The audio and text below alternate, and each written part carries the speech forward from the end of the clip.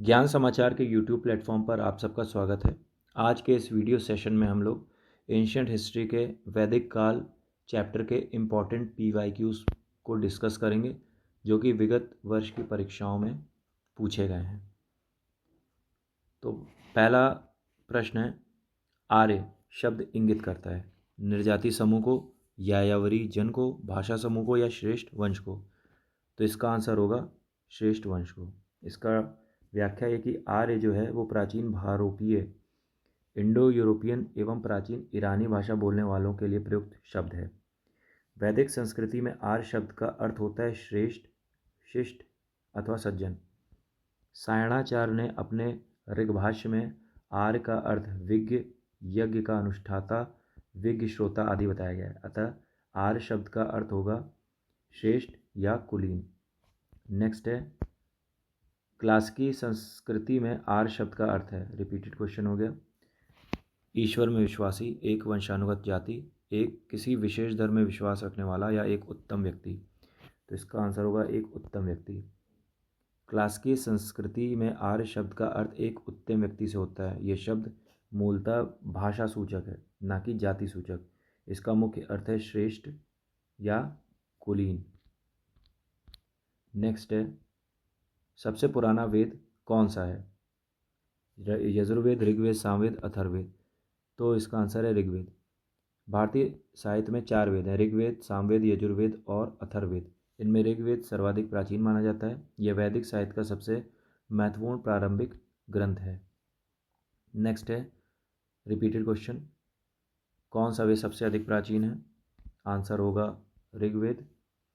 चारों वेदों में सबसे प्राचीन ऋग्वेद है। इसमें ईश्वर महिमा यानी देवताओं की स्तुति के मंत्र संकलित हैं। अन्य वेदों की रचना ऋग्वेद के बाद हुई थी। नेक्स्ट है, त्रयी नाम है तीनों वेदों का, धर्म, संघ व युद्ध का, हिंदू धर्म के 3 देवताओं का या 3 मौसमों का। तो आंसर होगा 3 वेदों का। इनमें ऋग्वेद, यजुर्वेद और सामवेद, RYS, इनको संयुक्त रूप से वेदत्रयी या त्रयी कहा जाता है। अथर्ववेद को इसमें शामिल नहीं किया जाता क्योंकि इसकी विषय वस्तु जादू टोना लौकिक विषय अन्य तीनों से भिन्न है। नेक्स्ट है, किस वैदिक ग्रंथ में वर्ण शब्द को सर्वप्रथम नामोल्लेख मिलता है? ऋग्वेद, अथर्ववेद, सामवेद या यजुर्वेद।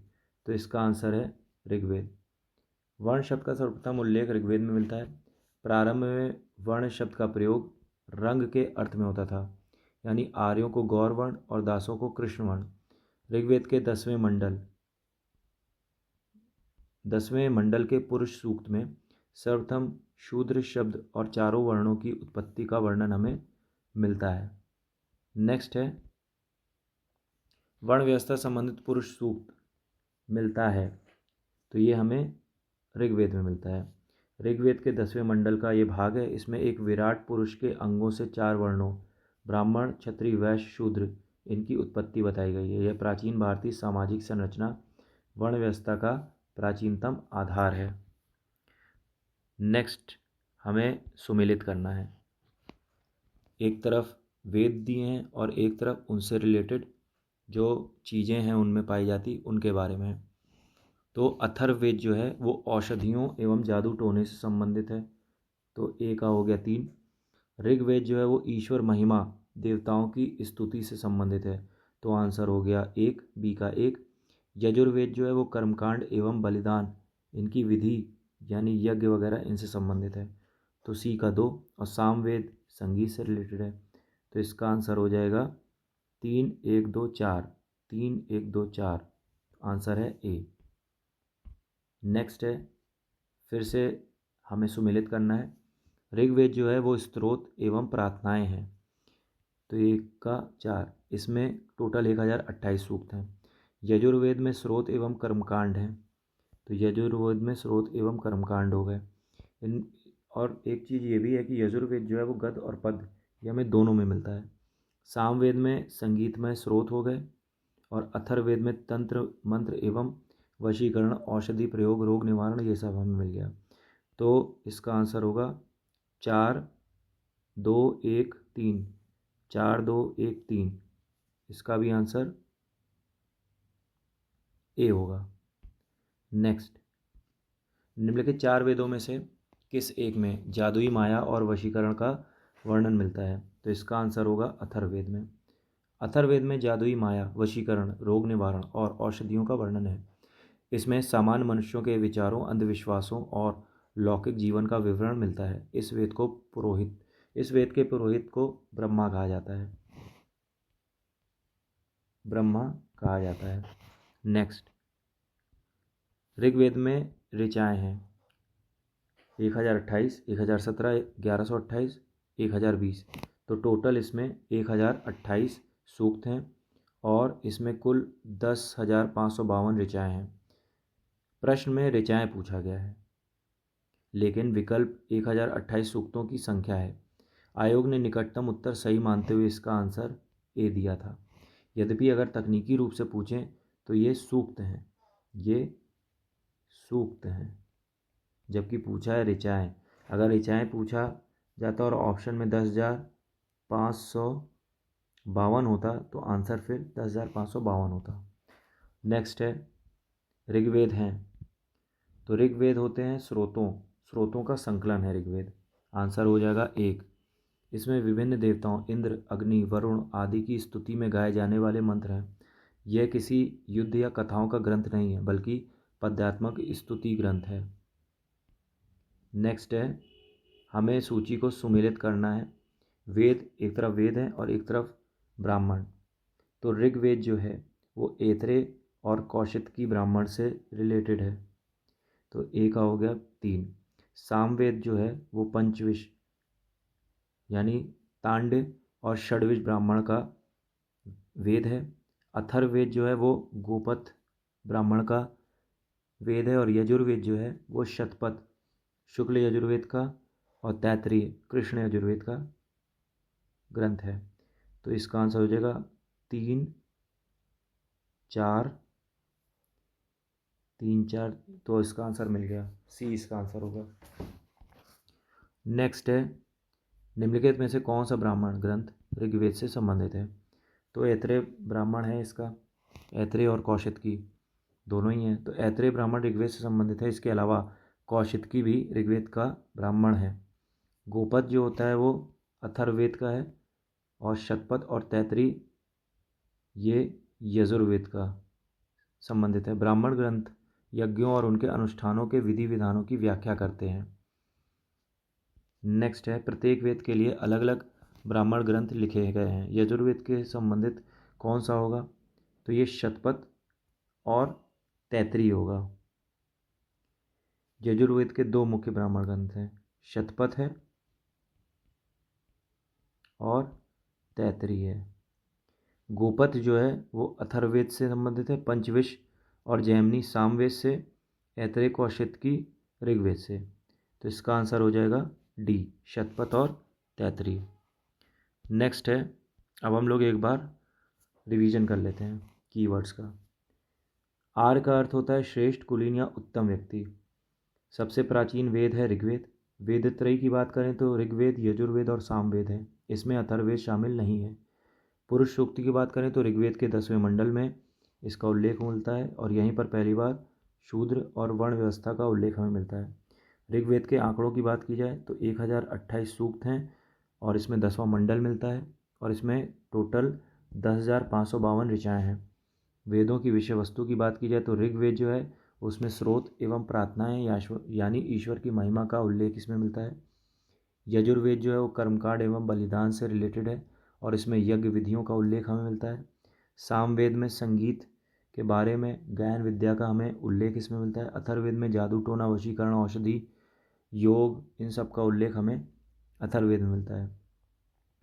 प्रमुख ब्राह्मण ग्रंथ को देख लें तो ऋग्वेद का ऐत्रेय और कौशिकी है, यजुर्वेद का शतपथ और तैत्तिरीय है, सामवेद का पंचविश है और अथर्ववेद का गोपथ है। नेक्स्ट, गोपथ ब्राह्मण किससे संबंधित है? तो ये अथर्ववेद से संबंधित है और ये अथर्ववेद का एकवाद ब्राह्मण ग्रंथ है। ब्राह्मण ग्रंथ वेदों की गद्य में की गई सरल व्याख्या है जो यज्ञों और कर्मकांडों को विधान जो होते हैं उनको समझाने के लिए रोल प्ले करते हैं। नेक्स्ट है, निम्नलिखित में से कौन शुक्ल यजुर्वेद की संहिता है, तो वासनी, मैत्रेयणी, तैत्तिरीय या काठक। तो देखा जाए तो यजुर्वेद की दो शाखाएं हैं, एक तो शुक्ल हो गई और दूसरी हो गई कृष्ण। तो शुक्ल यजुर्वेद की संहिता को वाजसनेयी संहिता कहा जाता है। यह पूर्णतः पद्य शैली में रचित है, जबकि अन्य संहिताओं में गद्य और पद्य दोनों का मिश्रण हमें मिलता है। नेक्स्ट है, ऋग्वेद का कौन सा मंडल पूर्णतः सोम को समर्पित है, 7वां, 8वां, 9वां या 10वां। तो 9वां मंडल जो है वो सोम को समर्पित है। टोटल इसमें ऋग्वेद में 10 मंडल हैं और इसका 9वां मंडल पूर्ण रूप से सोम देवता को समर्पित है और इस मंडल के सभी 114 सूक्त सोम का ही गुणगान करते हैं। नेक्स्ट है, ऋग्वेद संहिता का 9वां मंडल पूर्णतः किसको समर्पित है, रिपीटेड क्वेश्चन हो गया। तो ऋग्वेद का 9वां मंडल सोम और इस पेपर नामाकृत देवता को समर्पित है। वैदिक काल में सोम एक विशेष वनस्पति थी जिससे सोमरस निकाला जाता था, जो कि आर्यों का मुख्य पेय था। इसे पवमान मंडल भी कहा जाता है। तो इसमें कट गया है, इसका आंसर होगा सोम और इस पर पेपर नामाकृत देवता। नेक्स्ट है, यज्ञ संबंधी विधि विधान का पता चलता है ऋग्वेद से, सामवेद से, ब्राह्मण ग्रंथों से या यजुर्वेद से। तो इसका आंसर है यजुर्वेद। यज्ञ कर्मकांडों और विधि विधानों का विस्तृत विवरण यजुर्वेद से मिलता है।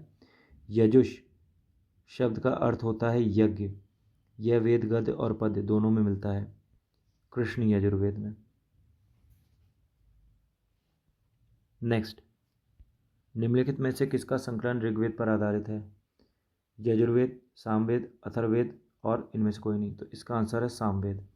सामवेद का संकलन मुख्य रूप से ऋग्वेद पर आधारित है। सामवेद में कुल 1875 ऋचाएँ हैं। इनमें से मात्र 75, कुछ विद्वानों के अनुसार 99, इनको छोड़कर शेष सभी ऋचाएँ ऋग्वेद से ली गई हैं। नेक्स्ट, भारत के किस स्थल की खुदाई में लौह धातु के प्रचलन के प्राचीनतम प्रमाण मिले हैं, तक्षशिला, अतरंजी खेड़ा, कौशाम्बी या हस्तिनापुर। तो इसका आंसर होगा अतरंजी खेड़ा। भारत में लोहे का प्रयोग का प्राचीनतम साक्ष्य अतरंजी खेड़ा, एटा जिला, उत्तर प्रदेश से मिले हैं। यहाँ से लौह धातु मल यानी आयरन स्लैग और भट्टियाँ मिली हैं। यह उत्तर वैदिक काल से संबंधित है। तो इसका आंसर हो जाएगा अतरंजी खेड़ा। नेक्स्ट है, भारतीय उपमहाद्वीप में लोहे का प्रयोग कब शुरू हुआ, 9000 वर्ष पूर्व, 12000 वर्ष पूर्व, 6000 वर्ष पूर्व, उपयुक्त में से एक या एक से अधिक, या उपयुक्त में से कोई नहीं। तो देखा जाए तो भारत में लोहे का प्रयोग की शुरुआत लगभग 1000 ईसा पूर्व उत्तर वैदिक काल में मानी जाती है। अतरंजी खेड़ा और जखेड़ा जैसे स्थलों से इसके प्रमाण मिलते हैं। तो इसका उत्तर हो जाएगा ई, उपयुक्त में से कोई नहीं। उपनिषद पुस्तकें हैं धर्म पर, योग पर, विधि पर, दर्शन पर। तो ये तो दर्शन पर है। इन्हें वेदांत भी कहा जाता है क्योंकि ये वैदिक साहित्य का अंतिम भाग है। इनमें आत्मा, परमात्मा और मोक्ष जैसे गंभीर दार्शनिक विषयों का विमोचन है। नेक्स्ट है, उपनिषदों का मुख्य विषय है सामाजिक व्यवस्था, दर्शन, विधि या राज्य। तो इसका जो मुख्य विषय है वो है दर्शन। उपनिषदों का मुख्य विषय दर्शन है। यह कर्मकांड के स्थान पर ज्ञान मार्ग, नॉलेज पर जोर देता है। इसमें ब्रह्म और आत्मा, इनके संबंधों की चर्चा प्रमुखता से की गई है। नेक्स्ट है, निम्नलिखित में से किस एक वैदिक साहित्य में मोक्ष की चर्चा मिलती है, ऋग्वेद, परवर्ती संहिताएं, ब्राह्मण या उपनिषद। तो एक वैदिक साहित्य में मोक्ष की चर्चा मिलती है तो वेदों में मोक्ष शब्द का प्रत्यक्ष प्रयोग नहीं मिलता है। मोक्ष की पहली बार चर्चा हमें उपनिषद में मिलती है। विशेष रूप से श्वेताश्वतर उपनिषद में मोक्ष शब्द का प्रथम बार उल्लेख मिला है। नेक्स्ट है, आध्यात्म ज्ञान के विषय में नचिकेता और यम का संवाद किस उपनिषद में प्राप्त होता है। तो ये हमें मिलता है कठोपनिषद में। यम और नचिकेता का प्रसिद्ध संवाद कठोपनिषद में वर्णित है। इसमें आचार्य यम ने नचिकेता को आत्मा के अजर अमर होने का उपदेश दिया। कठोपनिषद जो है वो कृष्ण यजुर्वेद से संबंधित है। नेक्स्ट है, फिर से रिपीटेड हो गया, नचिकेता आख्यान का उल्लेख है तो ये कठोपनिषद से है। इसमें नचिकेता के 3 वरदान मांगने और मृत्यु के रहस्य को जानने की कथा है। आत्मा न जन्म लेती और न मरती है, यह उपदेश इसी संवाद का हिस्सा है। नेक्स्ट है, उपनिषद काल के राजा अश्वपति शासक थे। काशी के, कैकेय के, पांचाल के या विदेह के। तो काशी के राजा जो थे वो थे अजात शत्रु। कैकेय के राजा थे अश्वपति। पांचाल के राजा थे प्रवाहण जवाली और विदेह के राजा थे जनक। नेक्स्ट है, वैदिक साहित्य का हमें क्रम लगाना है।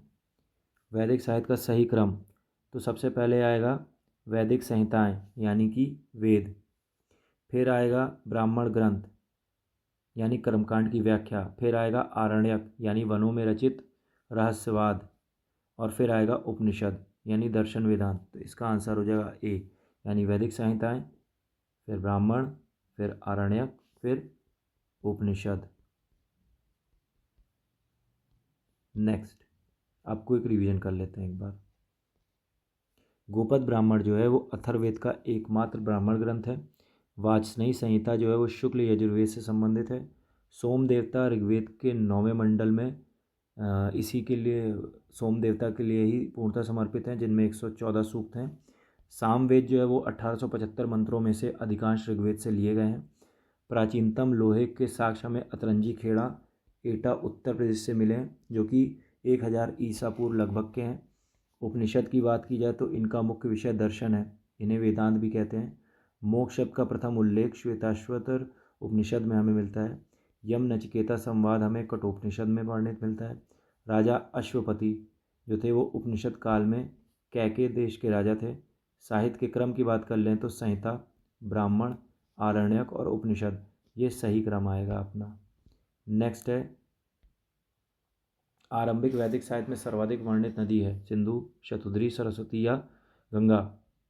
तो सिंधु नदी जो है, सिंधु नदी का ऋग्वैदिक काल में सर्वाधिक महत्व था, इसी कारण इसका उल्लेख ऋग्वेद में सर्वाधिक बार हुआ।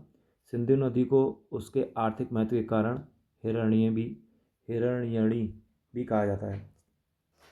नोट करने वाली बात है कि सरस्वती ऋग्वैदिक आर्यों की सर्वाधिक पवित्र नदी थी, जिसे मातेत्मा, देवित्मा और नदीत्मा कहा जाता था। नेक्स्ट है, वैदिक नदी अस्किनी की पहचान निम्नलिखित में से किससे की जाती है? व्यास, रावी, चेनाब या झेलम। तो वैदिक नदी अस्किनी की पहचान जो की जाती है वो चेनाब से की जाती है। रावी जो थी वो थी परुष्णी, झेलम वितस्ता और व्यास विपासा। नेक्स्ट है, ऋग्वेद में निम्नलिखित किन नदियों का उल्लेख अफगानिस्तान के साथ आर्यों के संबंध का सूचक है? अस्किनी, परुष्णी, कुबा, क्रुमु, विपाशा, शतुद्री। तो इसका आंसर होगा कुबा, क्रुमु। ऋग्वेद में कुबा यानी काबुल, क्रुमु यानी कुर्रम, गोमती यानी गोमल, सुवास्तु यानी स्वात, इनका उल्लेख अफगानिस्तान में बहने वाली नदियों से किया जाता है। इन नदियों का उल्लेख स्पष्ट करता है कि आर्यों का अफगानिस्तान के साथ घनिष्ठ संबंध था। नेक्स्ट है, वैदिक नदी कुबा का स्थान कहाँ निर्धारित है? तो अभी हम लोगों ने देखा ये अफगानिस्तान में संबंधित है। इसका आधुनिक नाम कुबा का काबुल है। यह नदी अफगानिस्तान में स्थित है, अतः इसका स्थान वहीं निर्धारित होना चाहिए। नेक्स्ट है, सूची को मिलाना है। कुबा का हो गया काबुल, पारुषणी का हो गया रावी जिसके तट पर दशराग युद्ध होता है, सदानीरा यानी कि हो गया गंडक, और शतुद्री यानी सतलुज। तो इस प्रकार से इसका आंसर हो जाएगा 1 का 2, और ऐसे ही आंसर मिल जाएगा 1 का 2, 2 का 3, बी का 3, सी का 1 और डी का 4। नेक्स्ट है, महाभारत काल में महानदी का नाम था कावेरी, ताप्ती, महानंदा और गंगा। तो इनमें से कोई नहीं था, क्योंकि महाभारत काल में महानदी का नाम चित्रोत्पला था। महाभारत के भीष्म पर्व में इसका उल्लेख हमें प्राप्त होता है। नेक्स्ट है, वायु पुराण में महानदी का पौराणिक नाम हमें क्या मिलता है? तो इसका नाम हमें नीलोत्पला मिलता है। वायु पुराण में महानदी का नाम नीलोत्पला बताया गया है, जबकि मत्स्य पुराण और ब्रह्म पुराण में से चित्रोत्पला कहा गया है। नेक्स्ट, निम्नलिखित में से कौन सी प्रथा उत्तर वैदिक काल में प्रचलित हुई? धर्म, अर्थ, काम, मोक्ष, ब्राह्मण, क्षत्रिय, वैश्य, शूद्र, ब्रह्मचर्य, गृहस्थाश्रम, वानप्रस्थ, संन्यास, इंद्र, सूर्य, रुद्र और मुक्त। तो आयोग ने तो इसका आंसर ए यानी धर्म, अर्थ, काम, मोक्ष और सी यानी ब्रह्मचर्य, गृहस्थ, वानप्रस्थ और संन्यास दोनों ही माना था। चारों पुरुषार्थ यानी धर्म, अर्थ, काम, मोक्ष की अवधारणा का विकास उत्तर वैदिक काल में हुआ। आश्रम व्यवस्था, ब्रह्मचर्य, गृहस्थ, वानप्रस्थ, संन्यास, इसका प्रचलन भी इसी काल में हुआ। आश्रमों का सर्वप्रथम उल्लेख हमें जाबालोपनिषद में प्राप्त होता है। अब देखते हैं, किस आश्रम में रहते हुए मनुष्य को 5 महायज्ञों का अनुष्ठान करना पड़ता है? ब्रह्मचर्य, गृहस्थ, वानप्रस्थ या संन्यास? तो इसका आंसर होगा गृहस्थ आश्रम। गृहस्थ आश्रम में रहते हुए मनुष्य को 5 महायज्ञों यानी ब्रह्म यज्ञ, देव यज्ञ, पितृ यज्ञ, भूत यज्ञ और अतिथि यज्ञ इसका अनुष्ठान करना पड़ता था। गृहस्थ आश्रम को सभी आश्रमों में श्रेष्ठ माना जाता है क्योंकि यह तीनों आश्रमों का पालन पोषण करता था। नेक्स्ट है, प्रश्न यह है कि धर्म तथा रीत भारत की प्राचीन वैदिक सभ्यता के एक केंद्रीय विचार को चित्रित करते हैं। इस संदर्भ में हमें सही कथन बताने की क्या है? धर्म व्यक्ति के दायित्व एवं स्वयं तथा दूसरों के प्रति व्यक्तिगत कर्तव्यों की संकल्पना था, ये सही है। रीत मूलभूत नैतिक विधान था जो सृष्टि और उसमें अंतर्निहित सारे तत्वों के क्रियाकलापों को संचालित करता था, तो ये भी सही है। तो इस प्रकार से दोनों ही कथन सही हैं। आंसर होगा 1 और 2। देखिए, धर्म का अर्थ व्यक्तिगत कर्तव्यों और सामाजिक दायित्वों से था और रीत एक ब्रह्मांडीय नैतिक व्यवस्था कॉस्मिक ऑर्डर थी जो विश्व की व्यवस्था का नियामक थी। वरुण देवता को ऋतस्य गोपा कहा गया है। नेक्स्ट है, भारतीय संस्कृति के अंतर्गत रीत का अर्थ है प्राकृतिक नियम, कृत्रिम नियम, मानवीय समाज या सामाजिक नियम। तो आंसर है प्राकृतिक नियम। ऋग्वेद में रीत का अर्थ है प्राकृतिक नियम या नैतिक व्यवस्था। सृष्टि के आदि में सर्वप्रथम रीत की ही उत्पत्ति मानी गई है। यह सत्य और अविनाशी सत्ता का प्रतीक था जो सूर्य, चंद्र, तारों की गति और ऋतुओं के परिवर्तन को नियंत्रित करता था। नेक्स्ट है, निम्नलिखित वैदिक देवताओं में किसे उनका पुरोहित माना जाता था? अग्नि, बृहस्पति, ध्रुव या इंद्र? तो इसका बृहस्पति को वैदिक देवताओं का पुरोहित माना जाता है। इन्हें ज्ञान और बुद्धि का देवता भी कहा जाता था। नेक्स्ट है, निम्नलिखित में से कौन सी वह ब्रह्मवादिनी थी जिसने कुछ वेद मंत्रों की रचना की थी? लोपामुद्रा, गार्गी, लीलावती या सावित्री? तो इसका आंसर होगा लोपामुद्रा। वैदिक साहित्य में विदुषी स्त्रियों ब्रह्मवादिनी का उल्लेख मिलता है जिन्होंने वेद मंत्रों की रचना की। इनमें लोपामुद्रा, अपाला, घोषा, विश्वारा या सिक्ता, ये इनका उल्लेख हमें मिलता है। लोपामुद्रा जो थी वो अगस्त ऋषि की पत्नी थी। नेक्स्ट है, ऋग्वैदिक काल में निष्क शब्द का प्रयोग एक आभूषण के लिए होता था किंतु परवर्ती काल में उसका प्रयोग इस अर्थ में हुआ यानी शस्त्र, कृषि औजार, लिपि या सिक्का। तो ऋग्वैदिक काल में निष्क जो था वो गले में पहनने वाला स्वर्ण आभूषण हार था। उत्तर वैदिक काल और बाद में इसका प्रयोग विनिमय के माध्यम के यानी करेंसी के रूप में, सिक्के के रूप में होने लगा।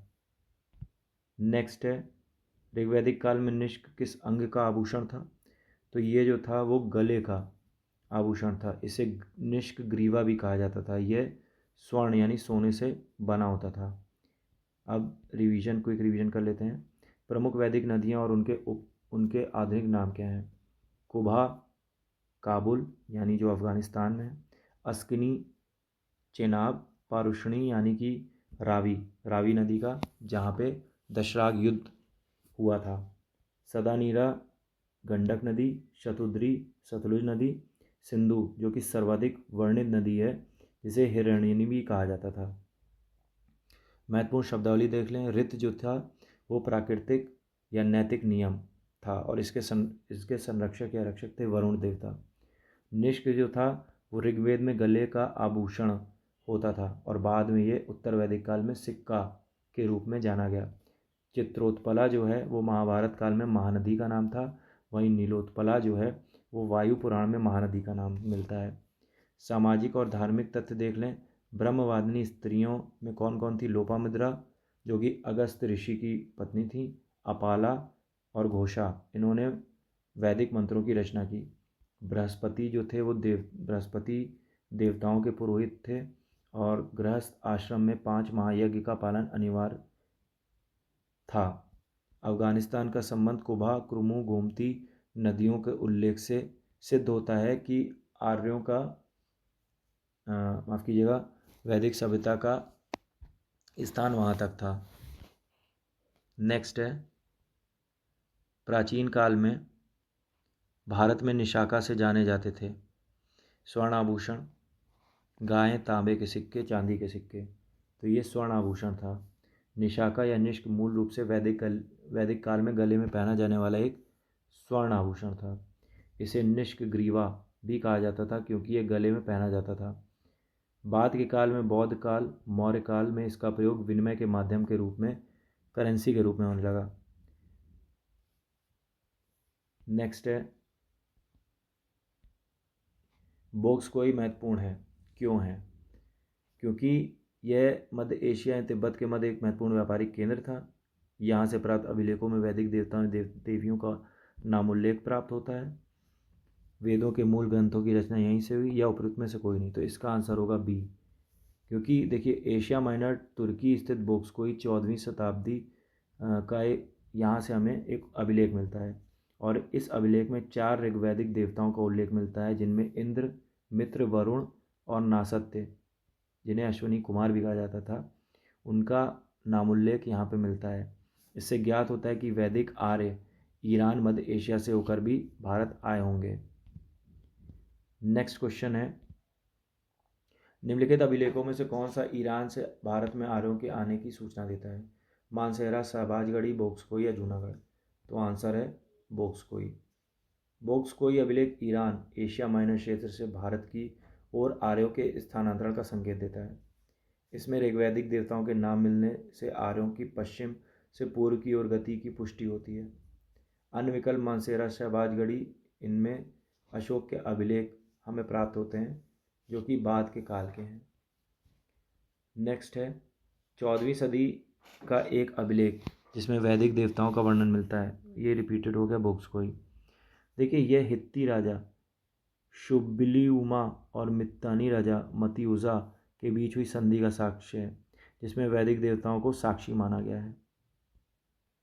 नेक्स्ट क्वेश्चन है, निम्नलिखित में से किसने आर्यों के आदि देश के बारे में लिखा है? तो इसका आंसर है बाल गंगाधर तिलक जी ने लिखा है। बाल गंगाधर तिलक ने आर्यों के मूल निवास स्थान के बारे में लिखा था अपनी पुस्तक the Arctic home in the Vedas में। उन्होंने ज्योतिषी गणनाओं के आधार पर बताया कि आर्य उत्तरी ध्रुव से आए थे। हालांकि आधुनिक इतिहासकार इस मत को पूर्णतः अस्वीकार करते हैं और सर्वाधिक मान्य मत यह है कि आर्य जो आए थे वो मध्य एशिया से आए थे।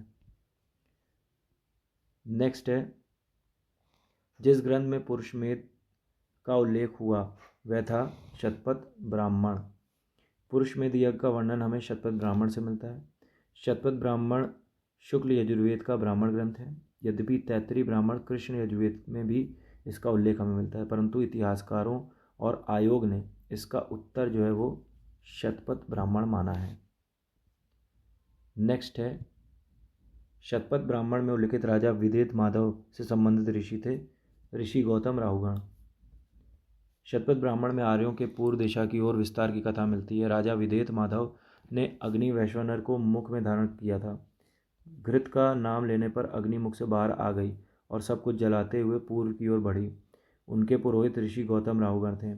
अग्नि ने सदा नीरा यानी आधुनिक गंडक नदी तक की भूमि को पवित्र किया था। नेक्स्ट है, उत्तर वैदिक काल में निम्नलिखित में से किनको आर्य संस्कृति का धुर हब माना जाता है? तो इसका आंसर होगा कुरु और पांचाल को। उत्तर वैदिक काल में नगरीकरण और संस्कृति का केंद्र सरस्वती नदी से हटकर गंगा यमुना का दोआब की ओर खिसक गया था। कुरु और पांचाल इस समय आर्य संस्कृति के प्रमुख केंद्र बन गए थे और इस काल में अंग और मगध को आर्य संस्कृति के बाहर का माना जाता था। नेक्स्ट है, गोत्र शब्द का प्रयोग सर्वप्रथम हुआ था। तो ये हुआ था ऋग्वेद में। गोत्र शब्द का सर्वप्रथम उल्लेख ऋग्वेद में हुआ है। ऋग्वेद में इसका मूल अर्थ गोष्ठ या वह स्थान था जहाँ समूचे कुल का गोधन गाय पाली जाती थी।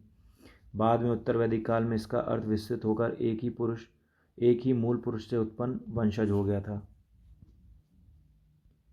नेक्स्ट है, पूर्व वैदिक आर्यों का धर्म मुख्यतः था प्रकृति पूजा और यज्ञ। ऋग्वैदिक यानी पूर्व वैदिक आर्यों का धर्म प्रकृति पूजा और यज्ञ पर आधारित था। वे प्रकृति की शक्तियों यानी इंद्र, अग्नि, वरुण, सोम इनका मानवीकरण कर उनकी पूजा करते थे। उनका धर्म जो था वो कर्मकांडी था, जिसमें यज्ञ बलि की प्रधानता थी। इस काल में मूर्ति पूजा या भक्ति का स्पष्ट प्रचलन हमें नहीं मिलता है। नेक्स्ट है, ऋग्वेद काल में जनता निम्न में से मुख्यतः किस में विश्वास करती थी? तो वो करती थी बलि और कर्मकांड पे। ऋग्वैदिक काल में लोग दैवी कृपा पाने, युद्ध में विजय और पुत्र प्राप्ति के लिए यज्ञ और अनुष्ठान करते थे। अतः जनता का मुख्य विश्वास बलि एवं कर्मकांड में था। यद्यपि वे बहुत देववादी थे, लेकिन पूजा की पद्धति मंत्रोच्चार और यज्ञों के माध्यम से होती थी, न कि मूर्ति पूजा से। नेक्स्ट क्वेश्चन है, प्रसिद्ध 10 राजाओं का युद्ध किस नदी के तट पर लड़ा गया? तो इसका आंसर है परुष्णी नदी, यानी आधुनिक रावी नदी पर लड़ा गया। इसमें भरत वंश जो कि त्रित्सु कुल के थे, वहाँ के राजा ने 10 राजाओं के संग को बुरी तरह हराया था, और इसका वर्णन हमें ऋग्वेद के 7वें मंडल में मिलता है। नेक्स्ट है, ऋग्वेद में उल्लिखित प्रसिद्ध 10 राजाओं का युद्ध किस नदी के किनारे लड़ा गया? आंसर है परुष्णी। इसका आधुनिक नाम रावी है। कारण था कि यह युद्ध मुख्यतः विश्वामित्र और वशिष्ठ के बीच पुरोहित पद को लेकर हुए विवाद और राज्य विस्तार की महत्वाकांक्षा का परिणाम था। विजयी राजा सुदास, इनके पुरोहित थे वशिष्ठ।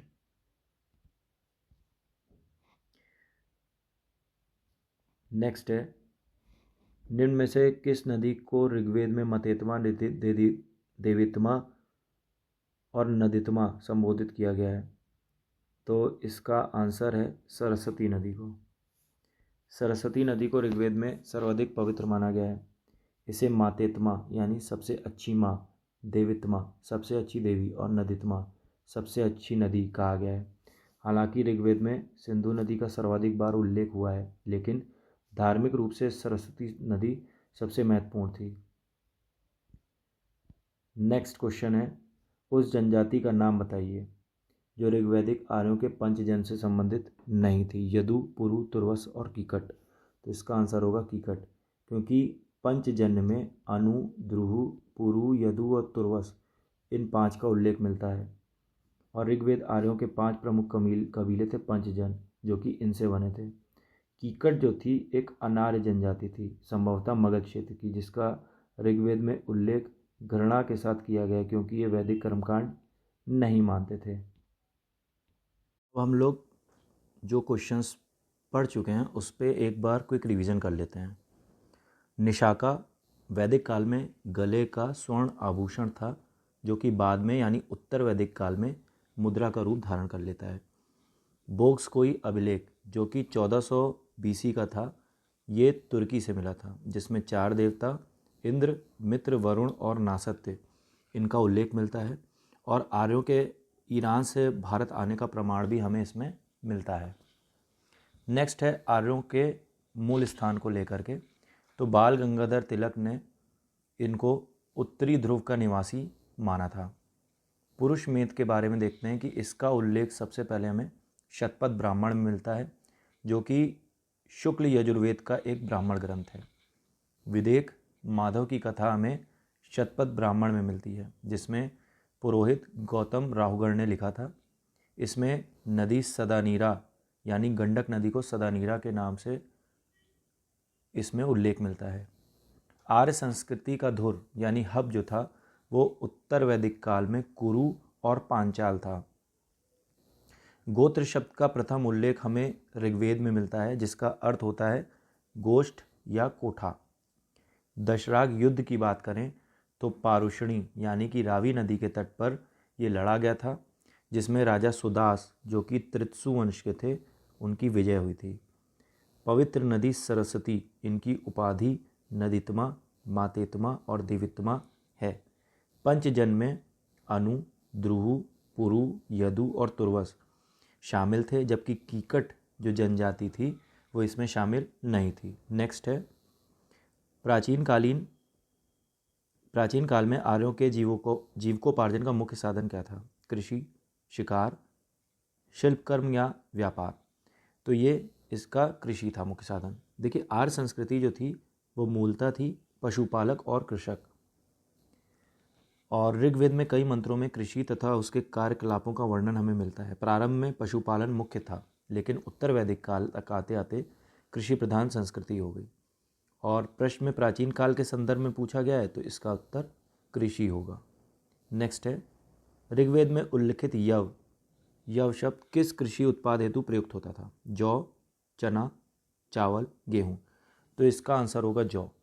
देखिए ऋग्वेद में उल्लिखित यव जो था उसका तादात्म्य में जौ यानी बार्ले से स्थापित किया जाता है। वैदिक काल में जौ एक मुख्य अनाज था जिसका धार्मिक कृत्यों में भी विशेष महत्व था। नेक्स्ट है सूची 1 को सूची 2 से मिलाना है। सूची 1 में वैदिक नाम दिए गए हैं और सूची 2 में उनके आधुनिक नाम दिए गए हैं। तो व्रीहि जो है उसका अर्थ होगा चावल, मुद्ग का अर्थ होगा मूंग, यव का अर्थ होगा जौ और इक्षु का अर्थ होगा गन्ना। तो ए का होगा 2, ए के 2 मिलाने से ही आंसर मिल जाएगा हमें, आंसर डी होगा इसका। नेक्स्ट है ऋग्वैदिक पणि किस वर्ग के नागरिक थे? पुरोहित, लोहार, स्वर्णकार या व्यापारी। तो देखिए इसकी व्याख्या देखते हैं। व्यापार वाणिज्य प्रधानता पणि लोग करते थे, तो इसका आंसर मिल गया व्यापारी। ऋग्वेद में पणि शब्द का उल्लेख कई स्थानों पर हुआ है। ये लोग ऋण देते थे तथा ब्याज बहुत अधिक लेते थे, जिन्हें बेकनाद या सूदखोर कहा जाता था। ये अक्सर मवेशियों की चोरी के लिए भी चर्चित थे। तो ऋग्वेद में पणि जो हो गया व्यापार वाणिज्य प्रधान लोग जो होते थे वो होते थे। नेक्स्ट है वैदिक युग में प्रचलित लोकप्रिय शासन प्रणाली थी? निरंकुश, प्रजातंत्र, गणतंत्र या वंश परंपरागत राजतंत्र। तो इसका आंसर होगा वंश परंपरागत राजतंत्र। वैदिक काल में प्रचलित लोकप्रिय शासन प्रणाली वंश परंपरागत राजतंत्र यानी हेरिडिटरी मोनार्की थी। यद्यपि जनता द्वारा राजा के चुनाव के भी कुछ विरल उदाहरण हमें मिलते हैं। मुख्य रूप से राजा का पद जो था वो वंशानुगत होता था और ज्येष्ठ पुत्र उत्तराधिकारी बनता था। नेक्स्ट क्वेश्चन है वैदिक युगीन सभ्यता को लेकर के, ये क्या होती थी? तो इसका उत्तर होगा ये मंत्री परिषद होती थी। देखिए वैदिक काल में सभा और समिति नामक 2 संस्थाएं राजा की निरंकुशता पर नियंत्रण रखती थी। सभा जो होती थी वो संभवतः कुलीन या वृद्ध मनुष्यों की संस्था थी। इसमें उच्च कुल में उत्पन्न व्यक्ति ही भाग ले सकते थे और ये वर्तमान मंत्री परिषद के समान हुआ करती थी। नेक्स्ट है किस वेद में सभा और समिति को प्रजापति की 2 पुत्रियां कहा गया है? ऋग्वेद, सामवेद, यजुर्वेद या अथर्ववेद। तो इसका आंसर है अथर्ववेद। देखिए अथर्ववेद में सभा और समिति को प्रजापति की 2 पुत्रियां कहा गया है।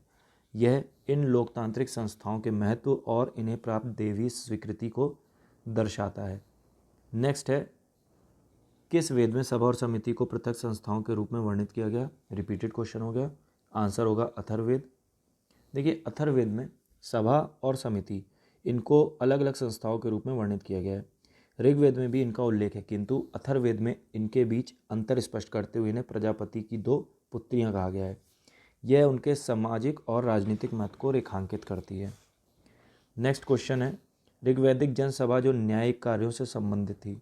सभा, समिति, विधाता या उपयुक्त में से कोई नहीं। तो सभा और समिति एवं विधत ऋग्वैदिक कालीन जनतांत्रिक संस्थाएं थीं। इन संस्थाओं में सभा जो होती थी वो न्यायिक कार्य करती थी, जबकि ऋग्वेद में सभा का 8 बार हमें उल्लेख प्राप्त होता है। यह कुलीन जनों की संस्था थी जो न्याय वितरण में राजा की सहायता करती थी। नेक्स्ट है वैदिक कालीन प्रशासन में भागदुग ये कौन सा अधिकारी होता था? जुआ विभाग का प्रधान अधिकारी, राजस्व कर जमा करने वाला, समाचार पहुंचाने वाला या जंगलों का प्रधान अधिकारी। तो इसका आंसर होगा राजस्व कर जमा करने वाला। वैदिक काल प्रशासन में भागदूग राजस्व कर यानी रेवेन्यू टैक्स जमा करने वाला अधिकारी होता था। अक्षवाप जो होता था वो जुए विभाग का अधिकारी होता था, जबकि पालागल जो होता था वो संदेशवाहक या दूत होता था। नेक्स्ट है आयुर्वेद अर्थात जीवन का विज्ञान का उल्लेख सर्वप्रथम मिलता है हमें आरण्यक में, सामवेद, यजुर्वेद या अथर्ववेद। तो इसका आंसर होगा अथर्ववेद। व्याख्या यह है कि आयुर्वेद यानी जीवन का विज्ञान का सर्वप्रथम उल्लेख अथर्ववेद में मिलता है। अथर्ववेद में सामान्य मनुष्यों के विचारों, अंधविश्वासों, रोग निवारण और विविध विषयों का वर्णन मिलता है। इसमें औषधियों और जादू टोने यानी रोग मुक्त हेतु का विस्तृत विवरण हमें सुरक्षित है। नेक्स्ट है ऋग्वैदिक धर्म था बहुदेववादी, एकेश्वरवादी, अद्वैतवादी या निवृत्ति मार्गी। तो ये था बहुदेववादी। देखिए ऋग्वेद में हमें प्रथम दृष्टया बहुदेववादी धर्म के दर्शन होते हैं। आर्य विभिन्न देवताओं इंद्र, वरुण, अग्नि इनके अस्तित्व में विश्वास करते थे। वैदिक देवताओं के 3 वर्ग थे। इनमें अंतरिक्ष का देवता, पृथ्वी के देवता और आकाश का देवता। यद्यपि एक सत विप्रा बहुधा विदंती कहकर एकेश्वरवाद का समर्थन भी मिलता है, किंतु मुख्य रूप से यह बहुदेववादी था। नेक्स्ट है सर्वाधिक ऋग्वैदिक सूक्त समर्पित हैं अग्नि को, इंद्र को, रुद्र को या विष्णु को। तो इसका आंसर होगा इंद्र, क्योंकि ये सर्वाधिक प्रतापी देवता के रूप में इनका वर्णन किया गया है और इनसे रिलेटेड जो है 250 सूक्त हमें मिलते हैं। इनको आर्यों का युद्ध नेता तथा वर्षा का देवता माना जाता था। दूसरे स्थान पर बात की जाए तो अग्नि आता है, जिनका उल्लेख 200 बार हमें मिलता है। नेक्स्ट क्वेश्चन है निम्नलिखित में से किसे ऋग्वेद में युद्ध देवता समझा जाता था? अग्नि, इंद्र, सूर्य या वरुण। इसका आंसर होगा इंद्र। इन्हें पुरंदर यानी किले को तोड़ने वाला भी कहा जाता था। आर्य इन्हें अपना युद्ध नेता मानते थे, जिन्होंने वृतासुर नामक राक्षस का वध किया था। नेक्स्ट है ऋग्वेद में सर्वाधिक संख्या में मंत्र मिलते हैं अग्नि से, वरुण से, विष्णु से या यम से। देखिए सर्वाधिक मंत्र तो हमें इंद्र समर्पित मिलते हैं, किंतु प्रश्न में ये विकल्प नहीं है, तो इसका आंसर होगा अग्नि, क्योंकि इससे रिलेटेड 200 सूक्त हमें मिलते हैं। नेक्स्ट है अब रिवीजन कर लेते हैं एक बार। मुख्य आजीविका की बात की जाए वैदिक काल में तो वो कृषि थी प्राचीन काल यानी उत्तर वैदिक काल में, और पशुपालन की बात की जाए तो ये ऋग्वैदिक काल में पशुपालन की प्रवृत्ति मिलती है हमें। फसलों की बात की जाए तो यव जौ था, व्रीहि चावल, इक्षु गन्ना और मुद्ग यानी मूंग से हम तुलना कर सकते हैं। पणी की बात की जाए तो ये व्यापारी वर्ग जो ब्याज यानी सूदखोर और पशु चोरी के लिए जाने जाते थे। शासन की बात की जाए तो यहाँ वंशानुगत राजतंत्र था और राजा पर नियंत्रण करने के लिए सभा और समिति नामक 2 समितियाँ होती थीं, जो संस्थाएं होती थीं। सभा जो होती थी वो कुलीन या वृद्ध लोगों की संस्था होती थी, जिसका मुख्य कार्य न्यायिक था। प्रजापति की पुत्रियां सभा और समिति को कहा जाता था और इसका उल्लेख अथर्ववेद में हमें मिलता है। भागदूह जो था वो राजस्व या कर संग्रह करता था। आयुर्वेद में देखा जाए तो सर्वप्रथम इसका उल्लेख अथर्ववेद में मिलता है, जिसका अर्थ रोग निवारण था। ऋग्वैदिक धर्म जो था वो मुख्यतः बहुदेववादी हुआ करता था। इनमें प्रमुख देवता की बात की जाए तो इंद्र थे, जिनका अर्थ हम पुरंदर युद्ध के देवता, वर्षा के देवता के रूप में देखते हैं और इनका सर्वाधिक उल्लेख मिलता है। करीबन 250 सूक्त इनसे रिलेटेड मिलते हैं। वहीं दूसरे प्रमुख देवता थे अग्नि, जिनके लिए 200 सूक्त हमें मिलते हैं। नेक्स्ट क्वेश्चन है ऋग्वेद के सर्वाधिक मंत्र किस देवता को समर्पित हैं? तो ये रिपीटेड क्वेश्चन हो गया, आंसर होगा इंद्र। नेक्स्ट है वैदिक देवता इंद्र के विषय में निम्नलिखित कथनों पर विचार कीजिए तथा नीचे दिए गए कूटों से हमें सही उत्तर देखना है। तो इन्हें झंझावत के देवता के रूप में माना जाता था, ये सही है, क्योंकि इंद्र को आंधी तूफान और वर्षा इनका देवता माना जाता था।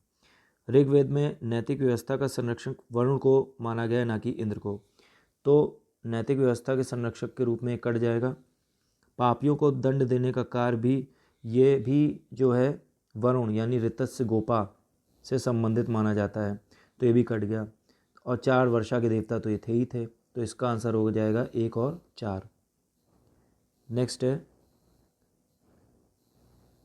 निम्नलिखित में से पूर्व वैदिक आर्यों का सर्वाधिक लोकप्रिय देवता कौन था? तो इसका आंसर हो जाएगा इंद्र। ये भी रिपीटेड क्वेश्चन है। इन्हें पुरंदर यानी किलों को तोड़ने वाला कहा गया है। ये आर्यों के युद्ध नेता थे। इनके अन्य नाम में वृत्रहन यानी वृत्रासुर का वध करने वाला और सोमापा यानी सोम का पान करने वाला इसके रूप में मिलता है। नेक्स्ट है, वैदिक देवमंडल में निम्न में से कौन देवता युद्ध के देवता थे? रिपीटेड क्वेश्चन है, इसका आंसर होगा इंद्र। नेक्स्ट है, 800 से लेके 600 ईसा पूर्व का काल किस युग से जुड़ा है? ब्राह्मण युग, सूत्र युग, रामायण युग या महाभारत युग? तो इसका आंसर होगा ब्राह्मण युग। 800 ईसा पूर्व से 900 ईसा पूर्व का काल ब्राह्मण ग्रंथों के प्रणयन का काल माना जाता है। इसे ब्राह्मण युग कहा जाता है। यह काल प्रायः 7वीं या 6ठी शताब्दी ईसा पूर्व से लेकर 3री शताब्दी ईसा पूर्व तक के सूत्र काल से पूर्व का है। नेक्स्ट है, गायत्री मंत्र किस पुस्तक से मिलता है, किस पुस्तक में मिलता है? उपनिषद में, भगवद गीता में, ऋग्वेद में या यजुर्वेद में? तो इसका आंसर होगा ऋग्वेद, क्योंकि ऋग्वेद के 3 मंडल में इसका वर्णन है और ये मंत्र सूर्य देवता सावित्र को समर्पित है। नेक्स्ट है, रिपीटेड क्वेश्चन, गायत्री मंत्र के नाम से प्रसिद्ध मंत्रस्य सर्वप्रथम किस ग्रंथ में मिलता है? तो इसका आंसर है ऋग्वेद। इसके रचनाकार थे विश्वामित्र और यह मंत्र लोगों को आर्य बनाने यानी नैतिक उत्थान के उद्देश्य से रचा गया था। नेक्स्ट है, फिर वही रिपीटेड, गायत्री मंत्र की रचना किसने की थी? आंसर है विश्वामित्र।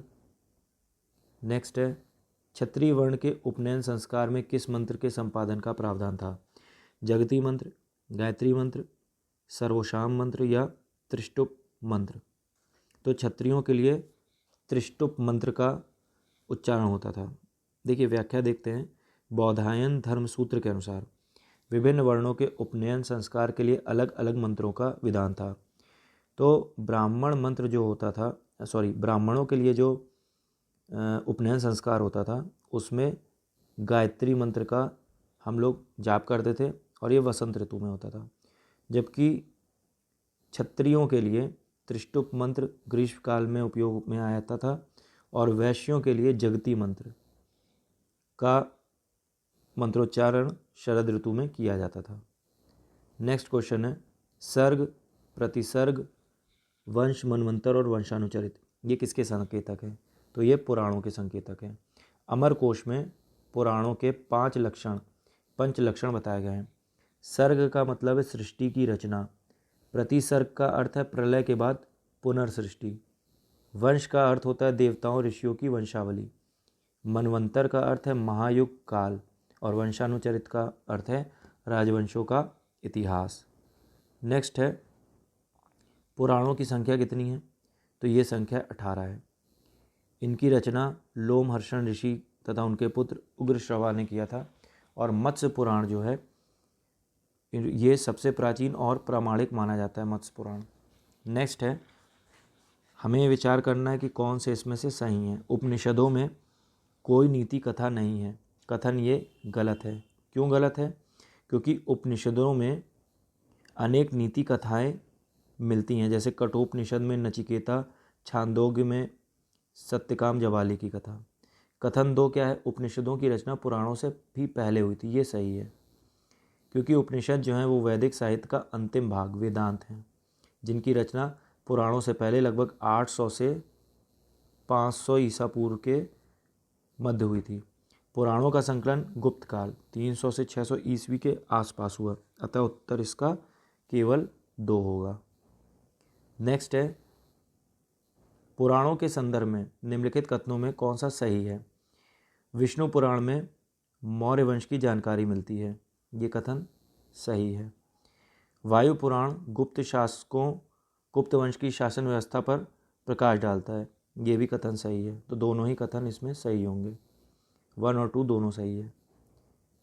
नेक्स्ट है, श्रीमद् भगवद गीता मौलिक रूप से किस भाषा में लिखी गई? तो ये संस्कृत भाषा में लिखी गई है और महाभारत के भीष्म पर्व से ये संबंधित है। नेक्स्ट है, महाभारत मूलतः किस रूप में जानी जाती है?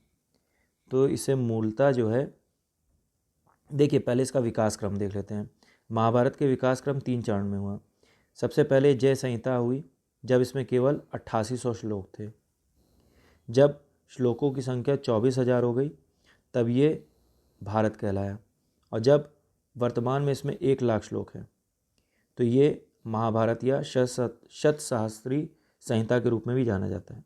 तो इसका मूल रूप पूछा गया है तो इसका आंसर होगा जय संहिता। नेक्स्ट है, क्विक रिवीजन देख लेते हैं एक नज़र में हम लोग। प्रमुख वैदिक देवता की बात करें तो इंद्र हैं, और ये सर्वाधिक महत्वपूर्ण है क्योंकि इनसे रिलेटेड 250 सूक्त हमें मिलते हैं ऋग्वेद में। ये युद्ध के नेता हैं, पुरंदर इनकी ख्याति है, वर्षा तूफान के देवता भी हैं। अग्नि देवता दूसरे स्थान पर हैं जिनसे रिलेटेड 200 सूक्त हैं। वरुण जो देवता है वो नैतिक व्यवस्था यानी ऋत के संरक्षक हैं। गायत्री मंत्र की बात की जाए तो इसका स्रोत ऋग्वेद का 3रा मंडल है जिसके रचयिता विश्वामित्र जी हैं, और ये सावृत सूर्य देवता को समर्पित है। संस्कार की बात की जाए तो क्षत्रियों का उपनयन त्रिष्टुप मंत्र के द्वारा होता था ग्रीष्म ऋतु में। पुराणों की बात की जाए तो इनकी संख्या 18 है जिसके रचयिता लोमहर्ष ऋषि और उग्रशवा जो कि उनके पुत्र हैं वो थे। पंचलक्षण की बात की जाए तो सर्ग, प्रतिसर्ग, वंश, मनवंतर और वंशानुचरित का उल्लेख हमें मिलता है। विष्णु पुराण में हमें मौर्य वंश की जानकारी मिलती है, जबकि वायु पुराण में हमें गुप्त वंश की जानकारी मिलती है। वहीं महाकाव्य के बारे में देखते हैं तो महाभारत का मूल नाम था जय संहिता, जब इसमें 8800 श्लोक रहते हैं। फिर भारत होता है जब इसमें 24,000 श्लोक होते हैं, और फिर महाभारत होता है जब इसमें 1,00,000 प्लस से अधिक श्लोक आ जाते हैं। तब गीता जो है वो महाभारत के भीष्म पर्व का एक भाग है जो कि संस्कृत भाषा में लिखित है। ब्राह्मण युग का काल है 800 से लेकर 600 ईसा पूर्व के मध्य का। नेक्स्ट क्वेश्चन है, शतशास्त्री संहिता उपनाम निम्नलिखित में से किसका है? तो इसका उत्तर होगा महाभारत। देखिए महाभारत को शतशास्त्री संहिता कहा जाता है। महाभारत के रचना काल के प्रारंभिक चरण में इसमें 8800 श्लोक थे और इसे जय संहिता कहा जाता था। बाद में श्लोकों की संख्या 24,000 होने पर भारत और 1,00,000 श्लोक होने पर महाभारत या शतशास्त्री संहिता कहा जाता है। नेक्स्ट है, हिंदू पौराणिक कथा के अनुसार समुद्र मंथन हेतु किस सर्प ने रस्सी के रूप में स्वयं को प्रस्तुत किया था? कालिया, वासुकी, पुष्कर, शेषनाग। तो इसका आंसर होगा वासुकी। देखिए समुद्र मंथन के लिए मंदराचल पर्वत को मथनी बनाया गया था। सर्पों के राजा वासुकी ने स्वयं को रस्सी के रूप में प्रस्तुत किया था। यह घटना हिंदू धर्म ग्रंथों और असुरों द्वारा अमृत प्राप्ति के प्रयास के रूप में वर्णित है। नेक्स्ट क्वेश्चन है, किस काल में अछूत की अवधारणा स्पष्ट रूप से उद्धृत हुई? ऋग्वैदिक काल, उत्तर वैदिक काल, उत्तर गुप्त काल में या धर्मशास्त्र के समय? तो इसका आंसर होगा धर्मशास्त्र के समय। देखिए अनटचेबिलिटी की अवधारणा धर्मशास्त्रों के समय सूत्र काल में स्पष्ट रूप से दिखाई देती है। समाज में 4 वर्णों के अतिरिक्त कई अन्य जातियों जैसे अंबष्ट, उग्र, निषाद ये उदित हुए। पाणिनि ने 2 प्रकार के शूद्रों का उल्लेख किया है, निर्वसित यानी गांव से बाहर रहने वाले और अनिर्वसित। पहले प्रकार के शूद्र ही अस्पृश्य माने जाते थे। नेक्स्ट है, सत्यमेव जयते शब्द किस उपनिषद से लिया गया है? तो ये मुंडकोपनिषद से लिया गया है। भारत का राष्ट्रीय आदर्श वाक्य सत्यमेव जयते मुंडकोपनिषद से लिया गया है। इसका अर्थ होता है सत्य की ही विजय होती है। यह भारत के राज्य चिन्ह स्टेट एम्बलम पर भी आधारित है या अंकित है। नेक्स्ट क्वेश्चन है, सत्यमेव जयते शब्द कहाँ से लिया गया? मनुस्मृति, भगवद गीता, ऋग्वेद या मुंडक उपनिषद? तो इसका आंसर होगा मुंडक उपनिषद। सत्यमेव जयते मुंडकोपनिषद से लिया गया और ये विभिन्न परीक्षाओं में बार बार पूछा गया है, इसलिए इम्पॉर्टेंट है। और मुंडकोपनिषद जो है वो अथर्ववेद से संबंधित उपनिषद है। नेक्स्ट है रिपीटेड क्वेश्चन, भारतीय प्रतीक पर उत्कीर्ण सत्यमेव जयते कहाँ से लिए गए? आंसर है मुंडकोपनिषद। भारतीय प्रतीक नेशनल एम्बलम के नीचे देवनागरी लिपि में अंकित सत्यमेव जयते ये मुंडकोपनिषद से लिया गया है। और पूर्ण मंत्र है सत्यमेव जयते नानृतः नानृतम, यानी सत्य की जीत होती है, झूठ की नहीं। नेक्स्ट है तमसो माँ ज्योतिर्गमय कथन है मूलतः, तो ये है उपनिषदों का। देखिए तमसो माँ ज्योतिर्गमय कथन बृहदारण्यक उपनिषद में हमें मिलता है। इस कथन का अर्थ है अंधकार से प्रकाश की ओर ले चलो। यह प्रार्थना अज्ञान अंधकार को दूर कर ज्ञान प्रकाश प्राप्त करने की कामना करती है। नेक्स्ट क्वेश्चन है किस उपनिषद में याज्ञवल्क्य और गार्गी का प्रसिद्ध संवाद हमें मिलता है? तो ये हमें बृहदारण्यक उपनिषद में मिलता है। ऋषि याज्ञवल्क्य और विदुषी गार्गी, इनका प्रसिद्ध दार्शनिक संवाद बृहदारण्यक उपनिषद में मिलता है। इस संवाद में गार्गी ने याज्ञवल्क्य से गहन दार्शनिक प्रश्न पूछे थे। बृहदारण्यक उपनिषद सबसे प्राचीन और बड़े उपनिषदों में से एक है। नेक्स्ट है किस उपनिषद का शाब्दिक अर्थ सफ़ेद घोड़ा है? तो इसका आंसर होगा कठोपनिषद, छांदोग्य उपनिषद, तैत्तिरीय उपनिषद या इनमें से कोई नहीं। तो इसका आंसर होगा डी, इनमें से कोई नहीं, क्योंकि इसका सही उत्तर है श्वेताश्वतर उपनिषद। श्वेताश्वतर उपनिषद जो था इसका शाब्दिक अर्थ है सफ़ेद घोड़ों द्वारा खींचा गया। यह कृष्ण यजुर्वेद से संबंधित उपनिषद है। आयोग ने भी इसका उत्तर इनमें से कोई नहीं माना था, क्योंकि श्वेताश्वतर उपनिषद विकल्प में था ही नहीं। नेक्स्ट सत्यकाम जवाली की कथा जो अनब्याई माँ होने के लांछन को चुनौती देती है, इसका उल्लिखित किस में है? तो इसका आंसर होगा छांदोग्य उपनिषद। सत्यकाम जवाली की कथा छांदोग्य उपनिषद में उल्लिखित है। सत्यकाम महर्षि गौतम के शिष्य थे और उनकी माता का नाम जबाला था। यह कथा वंश या गोत्र से अधिक सत्य और चरित्र को ब्राह्मणत्व का आधार मानती है। नेक्स्ट है ऋग्वेद की मूल लिपि थी देवनागरी, खरोष्ठी, पाल या ब्राह्मी? आंसर होगा ब्राह्मी, क्योंकि ऋग्वेद की मूल लिपि ब्राह्मी थी। ऋग्वेद में कुल 10 मंडल और 1028 सूक्त हैं। ऋग्वेद के पुरोहित को होता कहा जाता था। नेक्स्ट है वैदिक कर्मकांड में होता का संबंध किससे था? तो इसका आंसर होगा ऋग्वेद से। होता ऋग्वेद से संबंधित पुरोहित है। होता का कार्य यज्ञ के दौरान ऋचाओं मंत्रों का पाठ करके देवताओं का आह्वान करना था। अन्य वेदों के पुरोहितों को देखा जाए तो उद्गाता जो थे वो सामवेद से संबंधित थे, अथर्वणर्यु यजुर्वेद से और ब्रह्मा अथर्ववेद से रिलेटेड होते थे। नेक्स्ट है अवेस्ता और ऋग्वेद में समानता है। अवेस्ता किस क्षेत्र से संबंधित था? तो इसका आंसर होगा ईरान से। जैन अवेस्ता प्राचीन ईरान का धार्मिक ग्रंथ है। ऋग्वेद और अवेस्ता में भाषाई और सांस्कृतिक समानताएं पाई जाती हैं। दोनों ग्रंथों में देवताओं और सामाजिक वर्गों के वर्णन में काफ़ी साम्य हमें मिलता है, जो आर्यों के ईरानी मार्ग से भारत आने का संकेत देता है। नेक्स्ट है वैदिक काल में किस जानवर को अघन्या कहा गया है? तो इसका आंसर होगा गाय। वैदिक काल में गाय को अघन्या यानी ना मारे जाने योग्य माना गया है। गाय की हत्या करने वाले या उसे घायल करने वाले को व्यक्ति के लिए वेदों में मृत्युदंड या देश निकाला की व्यवस्था दी गई है। गाय को आर्थिक समृद्धि का प्रतीक माना जाता था। रिपीटेड क्वेश्चन है ऋग्वेद में अघन्या का प्रयोग किस के लिए होता था? तो आंसर होगा गाय के लिए। ऋग्वेद के कई परिच्छेदों में गाय के महत्व को दर्शाया गया है। स्पष्ट शब्द यह स्पष्ट करता है कि वैदिक समाज में गाय का वध वर्जित था। नेक्स्ट क्विक रिवीजन देख लेते हैं एक नज़र में। महाभारत के नाम जय संहिता 8800 श्लोकों में जब हो गए थे तब नाम जय संहिता था। भारत नाम 24,000 श्लोक होने पर और महाभारत नाम 1,00,000 श्लोक होने पर रखा गया। समुद्र मंथन जो था उसकी रस्सी वासुकी नाग बने थे और मथनी के रूप में मंदराचल पर्वत को इन्होंने मथा था। अछूत की अवधारणा हमें धर्मशास्त्र या सूत्रकाल में देखने को मिलती है और पाणिनि ने शूद्र का वर्गीकरण भी किया था। सत्य में जयते जो है वो मुंडकोपनिषद में मिलता है, जिसका अर्थ है सत्य की ही जीत होती है।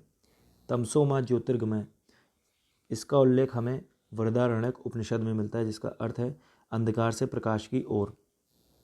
याज्ञवल्क्य गार्गी संवाद हमें बृहदारण्यक उपनिषद में प्राप्त होता है। श्वेताश्वतर उपनिषद का अर्थ होता है सफ़ेद घोड़ों द्वारा खींचा गया। सत्यकाम जवाल कथा जो है वो छांदोग्य उपनिषद में मिलती है और ये माँ के नाम से हमें इसकी पहचान होती है। ऋग्वेद की लिपि जो है वो ब्राह्मी है। होता ऋग्वेद का पुरोहित होता था। अवेस्ता ग्रंथ जो है वो ईरान का ग्रंथ है और ऋग्वेद से समानता इसमें देखने को मिलती है। अगन्या का अर्थ होता है गाय, ना मारे जाने योग्य। नेक्स्ट है, ऋग्वेद में कई परिच्छेदों में प्रयुक्त अगन्या शब्द का संदर्भ है। आंसर होगा गाय के लिए। नेक्स्ट है, ऋग्वेद कालीन आर्यों और सिंधु घाटी के लोगों की संस्कृति के बीच अंतर के संबंध में निम्नलिखित कथनों में से कौन से कथन हमें सही हैं? तो सही कथन हमें देखने हैं। कथन एक है कि ऋग्वेदिक कालीन आर्य कवच और शस्त्राण यानी हेलमेट का उपयोग करते थे, जबकि सिंधु घाटी सभ्यता के लोग में इनके उपयोग का कोई साक्ष्य हमें नहीं मिलता है। ये सही कथन है। इसका डिटेल भी देखते हैं। कथन एक सही है। ऋग्वेदिक आर्य युद्ध में कवच, वर्म और हेलमेट शस्त्राण का प्रयोग करते थे। सिंधु सभ्यता में इसका अभाव है। दूसरा कथन ये कि ऋग्वेदिक कालीन आर्यों को स्वर्ण, चांदी और ताम्र का ज्ञान था, जबकि सिंधु घाटी के लोगों को केवल ताम्र और लौह का ज्ञान था। ये गलत है, क्योंकि इंडस वैली में हमें लोहे के उपयोग का वर्णन हमें नहीं मिलता है। वो कांस्य युगीन सभ्यता थी। तो इस तरीके से दूसरा ऑप्शन गलत हो जाएगा। तीसरा ऑप्शन क्या है? ऋग्वेदिक कालीन आर्यों ने घोड़े को पालतू बना लिया था, जबकि इस बात का कोई साक्ष्य नहीं कि सिंधु घाटी के लोग इस पशु को जानते थे। देखिए, ये भी गलत है, क्योंकि घोड़े की अस्थियों के साक्ष्य हमें सिंधु घाटी में सुरकोटदा से भी प्राप्त होते हैं। तो इस प्रकार ये भी कथन गलत हो जाएगा। तो इसका आंसर होगा केवल एक। नेक्स्ट है, ऋग्वेदिक काल के प्रारंभ में निम्न में से किसे महत्वपूर्ण मूल्यवान संपत्ति समझा जाता था? भूमि को, गाय को, स्त्रियों को, जल को। तो इसका आंसर होगा गाय को। ऋग्वेदिक काल जो था वो कबीलाई और पशुचारक समाज था, जहाँ कृषि का स्थान गौण था। इस काल में गाय को सबसे महत्वपूर्ण चल संपत्ति के रूप में माना जाता था। ऋग्वेद में गायों का प्रयोग विनिमय के माध्यम से होता था। गाय को देवताओं के समक्ष भी एक पवित्र उपहार और संपत्ति के रूप में कल्पित किया गया है। तो इस प्रकार इसका आंसर होगा गाय। नेक्स्ट है, ऐतिहासिक संस्कृतियों को मिलान करना है। संस्कृति एक तरफ दी है और एक तरफ विशेषता दी है। तो सिंधु घाटी की सभ्यता जो थी वो नगरीय सभ्यता थी, जबकि उत्तर वैदिक समाज जो था वो कृषक समाज था, जहाँ पे लोहे के प्रयोग से कृषि का विस्तार हुआ। ऋग्वैदिक समाज जो था वो मुख्यतः पशुपालन पर आधारित चारागाह समाज था, और मध्यकाल में हमें जमींदारी प्रथा और सामंतवाद के उदय के दर्शन होते हैं। तो इस प्रकार इसका आंसर हो जाएगा आपका सिंधु घाटी का नगरी हो गया। एक आचार, एक आचार, एक आचार। उत्तर वैदिक कालीन समाज हो गया कृषक। बी का तीन, बी का तीन। तो आंसर मिल गया डी। नेक्स्ट है, प्राचीन शब्दावलियाँ देख। प्राचीन भारतीय समाज के प्रसंग में निम्नलिखित शब्दों में से कौन सा शब्द शेष तीन के वर्ग का नहीं है? कुल, वंश, कोश और गोत्र। तो आंसर हो जाएगा कोश। देखिए, कुल, वंश और गोत्र ये तीनों शब्द परिवार, नस्ल या सामाजिक संबंधों से जुड़े हुए हैं, जबकि कोश का अर्थ खजाना या भंडार होता था। अतः कोश पारिवारिक संबंधों से नहीं बल्कि राज्य के आर्थिक प्रशासन से संबंधित था। नेक्स्ट है, संस्कारों की कुल संख्या कितनी थी? तो संस्कार देखिए, इनका शाब्दिक अर्थ परिवर्तन, शुद्धि या पवित्रता थी। यद्यपि गौतम धर्मशास्त्र में धर्म सूत्र में संस्कारों की संख्या 40 बताई गई। कालांतर में स्मृतियों में 16 संस्कार या षोडश संस्कारों की मान्यता दी गई थी। वर्तमान भारतीय संस्कृति में गर्भाधान से लेकर अंत्येष्टि तक 16 संस्कार ही सर्व प्रचलित हैं। नेक्स्ट है, जीविकोपार्जन हेतु वेद वेदांग पढ़ाने वाले अध्यापक कहलाते थे, तो इन्हें उपाध्याय कहा जाता था। उपाध्याय जो है वो वैदिक काल में जो शिक्षक जीविकोपार्जन यानी फीस लेकर के लिए वेद वेदांग पढ़ाते थे उन्हें उपाध्याय कहा जाता था। जबकि आचार्य जो थे वो शिक्षक होते थे जो गुरुकुल की स्थापना कर शिष्यों को निःशुल्क शिक्षा देते थे और बाद में स्वेच्छा से दक्षिणा स्वीकार करते थे। जबकि अधर्वयु वे होते थे, ये यजुर्वेद के मंत्रों का पाठ करने वाला पुरोहित होता था, अधर्वयु। रिवीजन एक बार देख लेते हैं। अगन्या ऋग्वेद में गाय के लिए प्रयुक्त शब्द था, जिसका अर्थ होता था ना मारे जाने योग्य। सिंधु और वैदिक सभ्यताओं में अंतर देख लें तो सिंधु सभ्यता नगरी थी, जिसमें लोहे का प्रयोग हमें नहीं मिलता है। वहीं ऋग्वैदिक लोग कवच वर्म का प्रयोग करते थे।